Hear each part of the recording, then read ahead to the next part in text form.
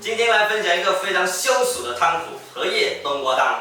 准备食材：冬瓜、猪骨、姜、薏米，还有一片荷叶，可以用干的，也可以用新鲜的。薏米先放锅里炒一下，锅烧热，把薏米倒进去，不用放油，干炒，炒1分钟，把它倒出来，加水浸泡一下。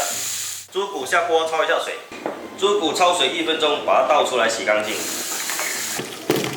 荷叶也把它焯一下水，水开下锅烫一下，不要焯得太久，烫个30秒就可以了。洗干净，把它撕小备用。再把冬瓜切小，这冬瓜煲汤，皮不要去掉，效果更好。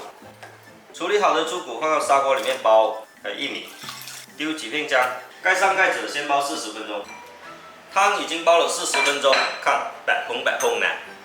再把冬瓜放进去，荷叶，再煲20分钟。一开盖，一阵阵清香味扑鼻而来。再加一点盐调下味就可以，其他什么都不用放。荷叶冬瓜汤，冬瓜利尿，荷叶解暑，两种食材都非常适合夏天食用。不过这汤比较寒凉，胃寒的人不宜多喝。